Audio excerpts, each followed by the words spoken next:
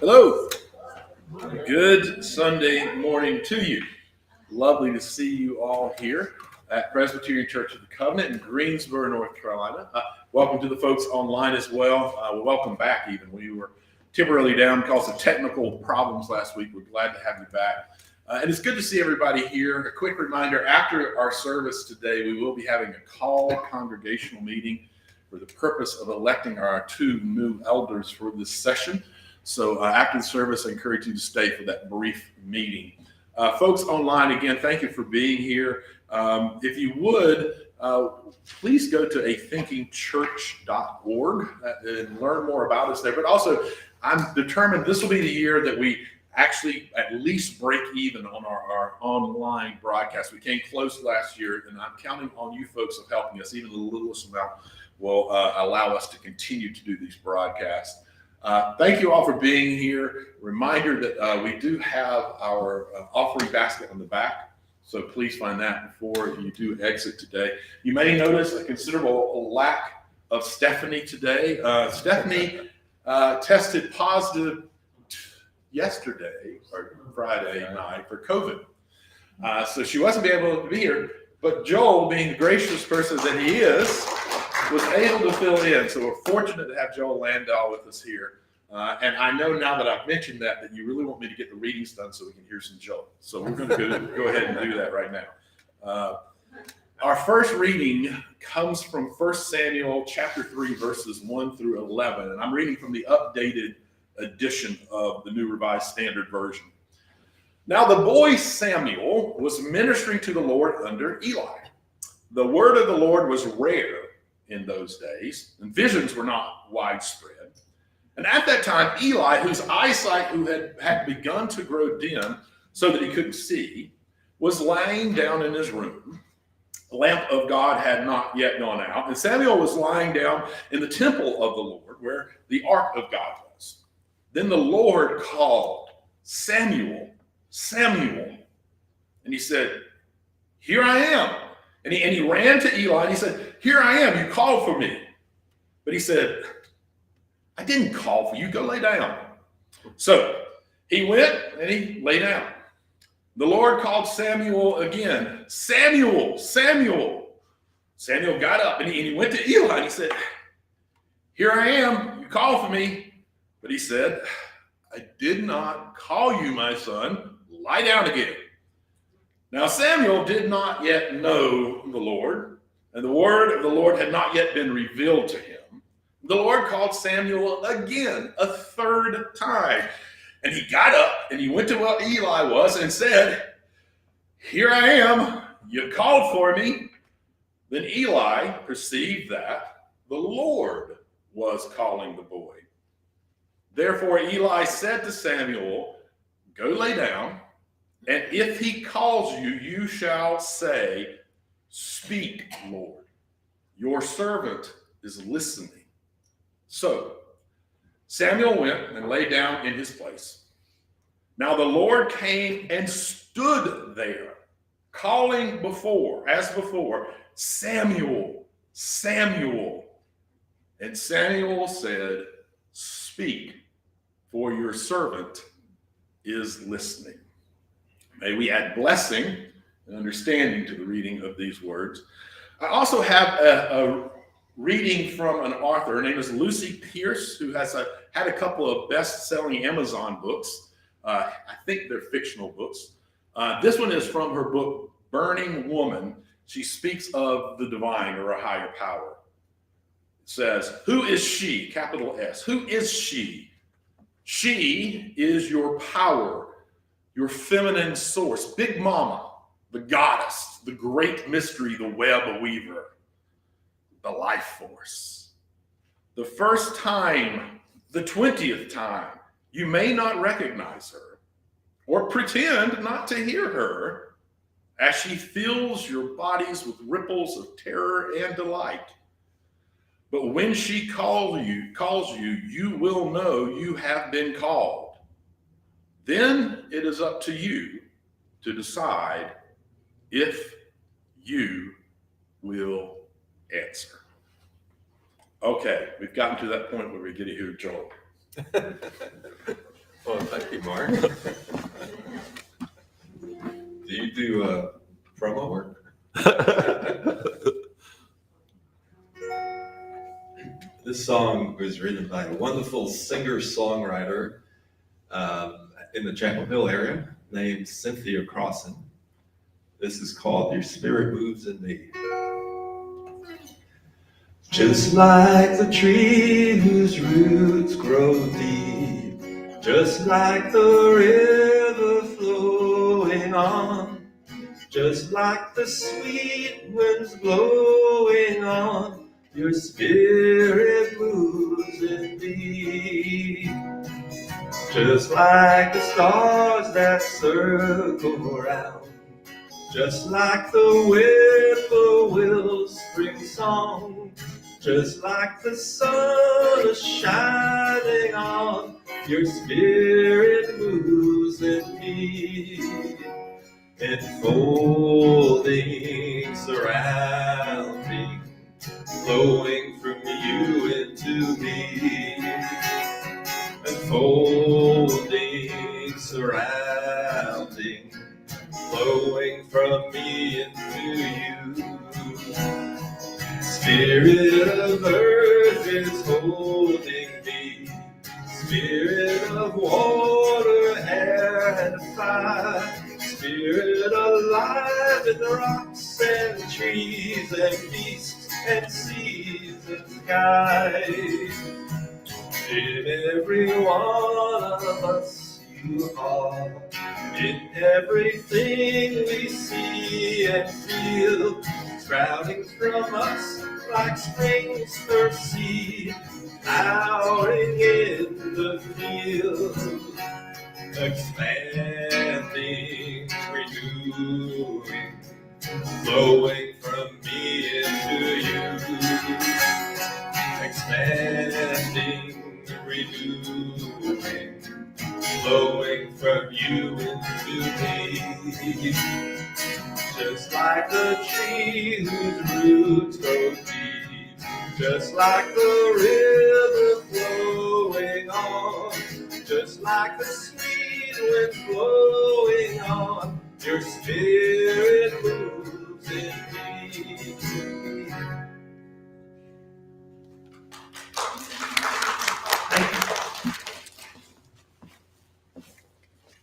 Thank you for that, Joel, very much. Appreciate that.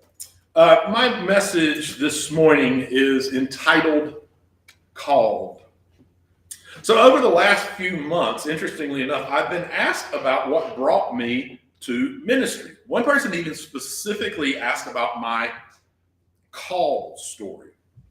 I suspect that they thought it would be a fairly intellectual choice that I made, but boy, were they surprised. It made me realize that it has been about 5 years since I've shared that story. So I thought I would do that again today. So for me, the concept of what being called means, not surprising, has changed over the years. Like I said, it's not really a surprise. The idea is very closely related to theology, and as most of you know, I happen to believe that if your theology isn't changing from time to time, you simply aren't taking it seriously enough. Today's reading is an example of one understanding of being called. It's probably, honestly, the most dominant understanding in Christianity, in most of Christianity anyway. In terms of traditional thinking, if you hear someone say that they were called into ministry, they're probably talking about something very much like the story today. And as I just alluded to, it's even true of my call story, at least in terms of what my theology was back then, and we'll get to that. That understanding of being called into ministry, is a funny thing. You see, from Moses to Jeremiah, the Bible gives us example after example of great leaders and prophets who really just didn't want to do it. I've talked to lots of other ministers, and frequently is some version of this "not I, Lord" mentality in their call stories. Take me, for instance, and I am by no means unique in this story. If I'm brutally honest with myself, there was something in me that was being called into ministry when I was in middle school. I could actually take you back to First Presbyterian Church in Asheboro, North Carolina, and sit you down almost exactly on the spot where I was when I knew this. From time to time as I grew up, that call would sort of tug at me, and I would dismiss it, or I would basically make the argument that God was wrong. So, some 25 years after that feeling that I felt, the call thing was still present in my life, but it had started becoming more insistent. It was like a record that was constantly skipping in my head, and no matter what I did, it wouldn't go away. And I promise you, I tried to make it go away. I would dismiss it. I would deny it. I'd even taken to giving signs that had to happen for me to believe that it was really a call. And then the signs would happen, and then I'd add another sign that had to happen. I was about to add yet another sign to try to shut off this constant game in my head that God and I were playing. At least that's how I thought about it back then. I was about to add another sign that needed to happen when the Christian radio station I was listening to, yes, I listened to Christian radio, don't judge. When the Christian radio station that I was listening to aired a commercial that I would shortly afterward describe as God hitting me across the back of the head with a 2x4. It was so striking. I remember everything about it to this day. I was driving my white Chevy S10 pickup heading north on Holden. It was just about at the intersection of Florida Street. And an advertisement came on encouraging people to give more to their church. So the guy says on the radio says something like this: "I'll give more to the church if this dime lands on head." You hear him flip it, it lands on head. Then he says, "If it lands on tails." You hear him flip it, lands on tails. Finally, he says, "If it lands on its side." Presumably, setting a benchmark that can't be achieved and justifying the decision that he already wanted to make to not give any more money.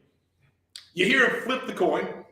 You hear it hit the floor. You hear it roll around, but you don't hear it fall. And then he says, "Never seen that before." It had landed on its side.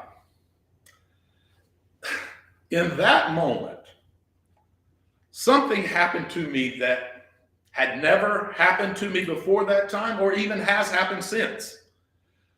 The way I experienced it back then, filtered through my theology at that time, was like being surrounded by this joy. It was inside of me, it was outside of me, and I launched into uncontrollable, joyous laughter. In my mind, I had finally gotten it. I basically thought, I have been running from this calling for many years. And if it takes me many years to get back to it, so be it, but I'm going to try. Like I said, our theology seems to play a large role. Now we understand this thing that some call a calling. So a month or so later, I'm standing in a 3-room home that I'm helping build for a family who had never had a roof over their heads in Piedras Negras, Mexico. It was in a section of town that's nothing more than a covered over trash heap called the Tierra y Esperanza, or the Land of Hope. I'm in this not quite finished room with the Reverend Dr. Bob Henderson. And he says, "How's work?" Now, at the time, I was the director of IT and the director of personnel for a mid-sized retail company. "Work is work," I said. He said, that never really seemed like what you should be doing. And from there, the talk went into ministry and divinity school, how that could happen and what the church might do to help in the recognition of my call.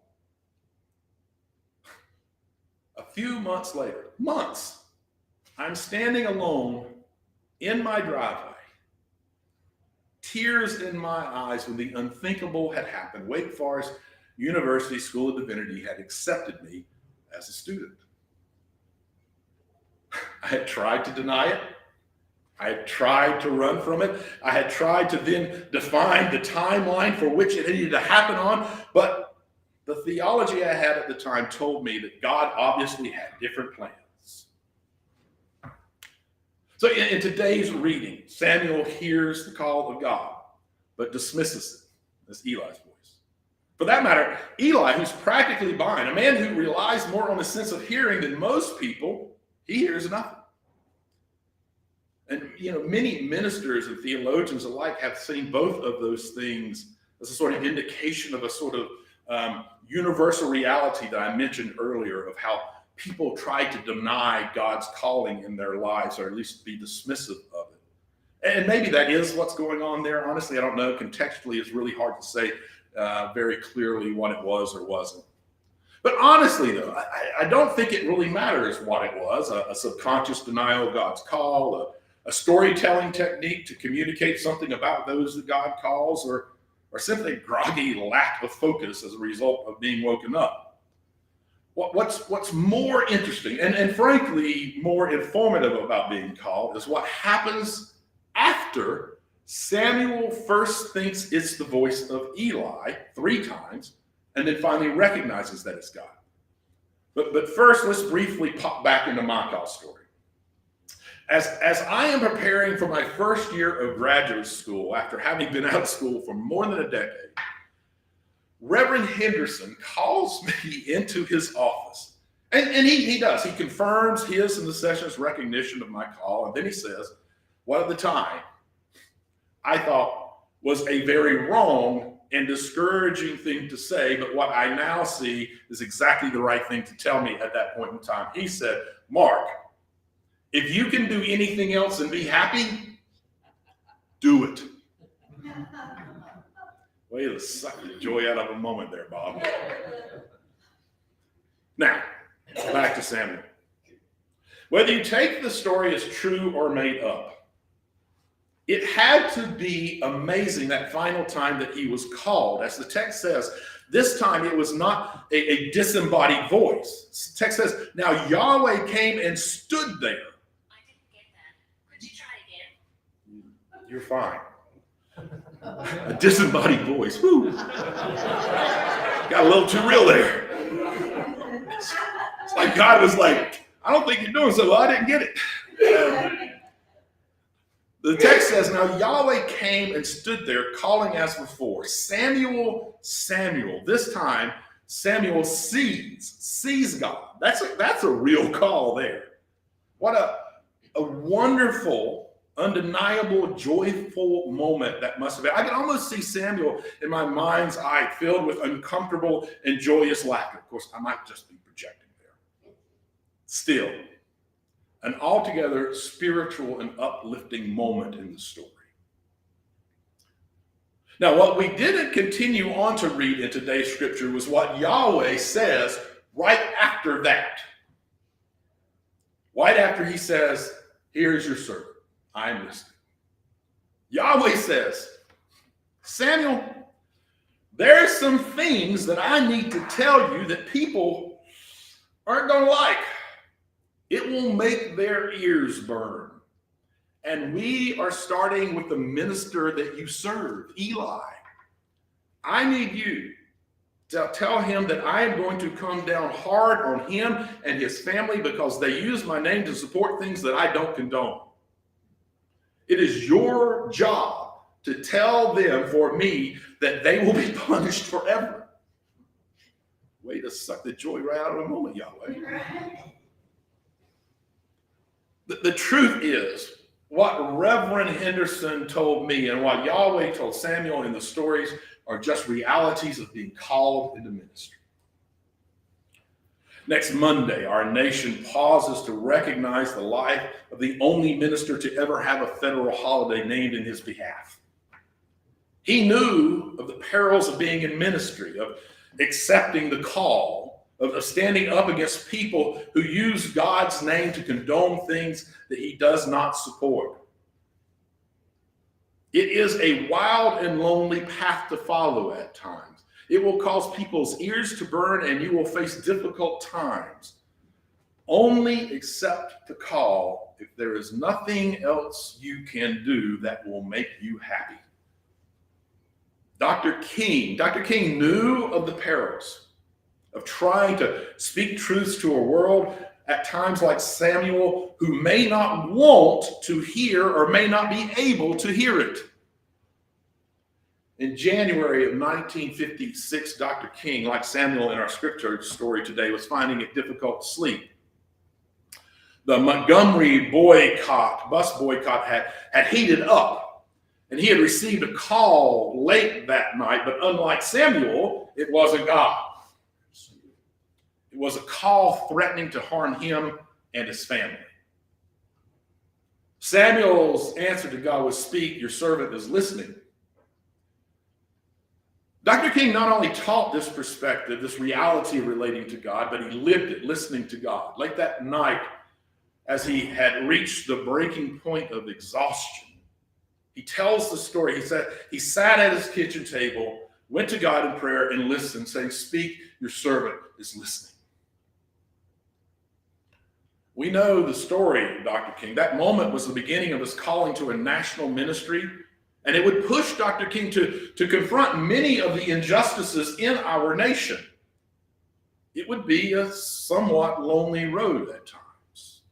There would be many sleepless nights listening to the voice of God. It would be easy to see the difficult road ahead, to listen to the many detractors and to run away. But he did not. And the same was true for Samuel. After being told that he has to confront his teacher, the master under which he served, and receive spiritual guidance, and he was to tell Eli that God would punish his house forever, it would have been easy to see the difficult road ahead and to run away. But he did not. What do we take from this?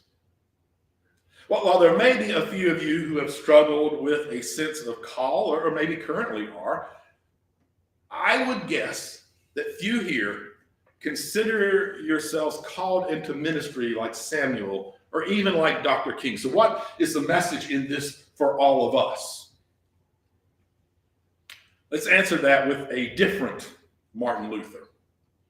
The Martin Luther after whom Dr. Martin Luther King was named. A man frequently referred to as the father of Reformation, which led to Protestantism, to many denominations, including our denomination, Presbyterianism. It's something that he wrote that was entitled, "To the Christian Nobility of the German Nation."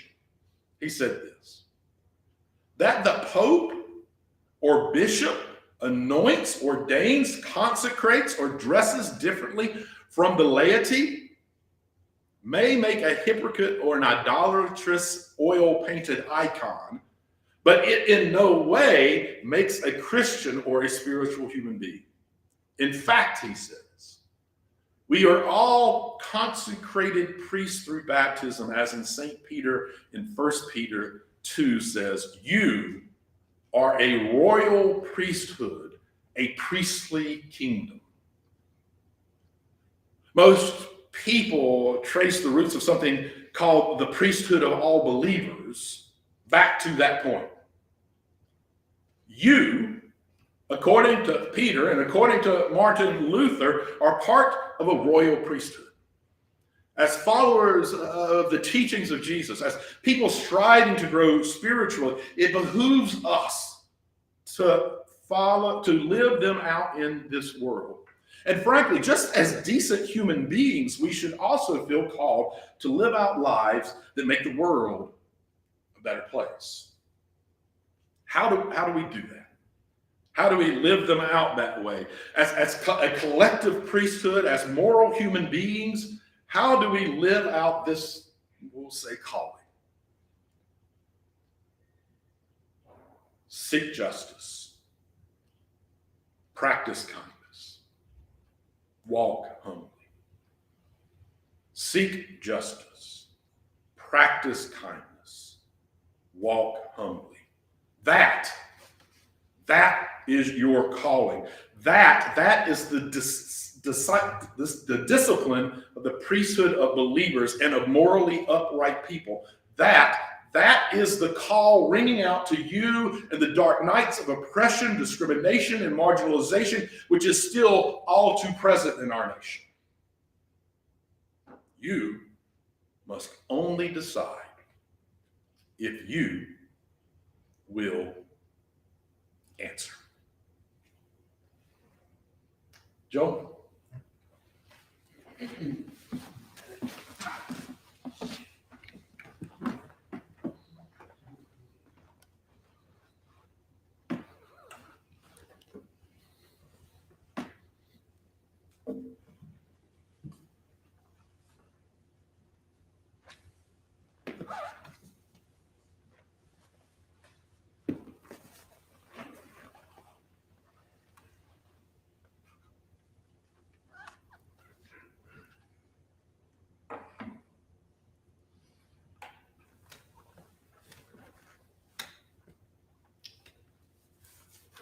It's always a little challenge getting in and out here without tripping over anything.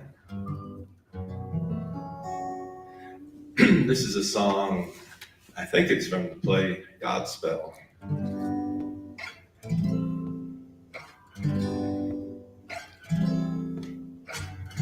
Day by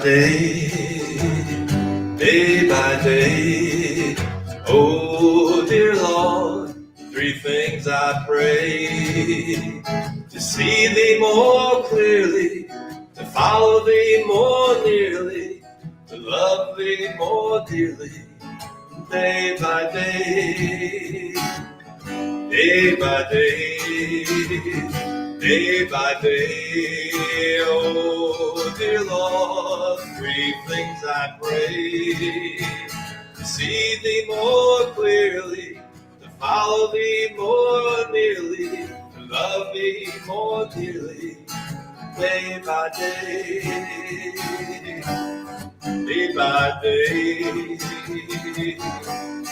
day by day, oh dear Lord, three things I pray: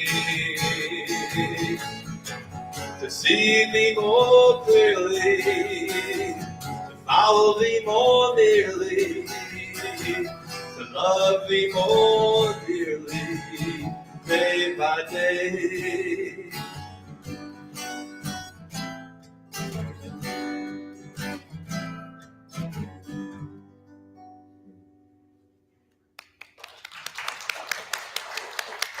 Thank you. And one more short song here. This one's by George Harrison.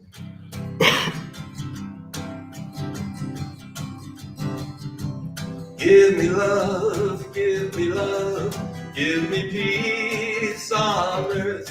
Give me life, give me life, give me free from birth. Give me a hope to help me cope with this heavy load, trying to touch and reach you with heart and soul.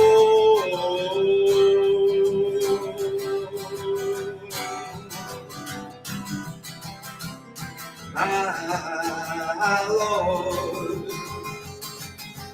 please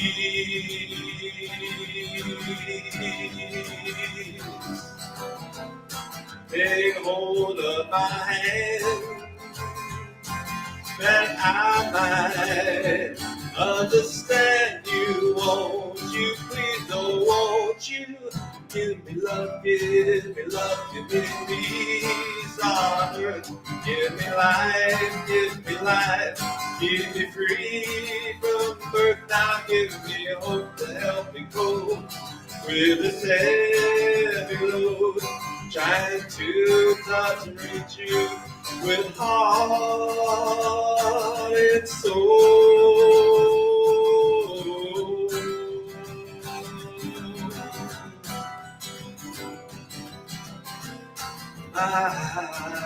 Lord.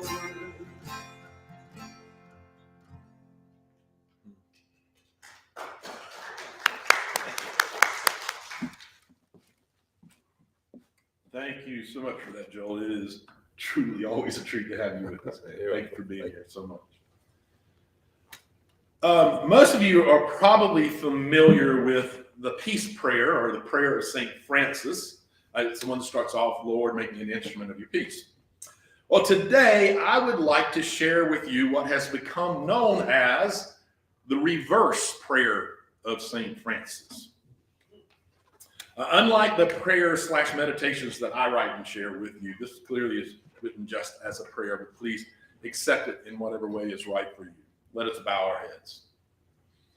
Dear Lord, make me a channel of disturbance. Where there is apathy, let me provoke. Where there is compliance, let me bring questioning. Where there is silence, may I be a voice. Where there is too much comfort and too little action, grant disruption. Where there are doors closed and hearts locked, grant me the willingness to listen.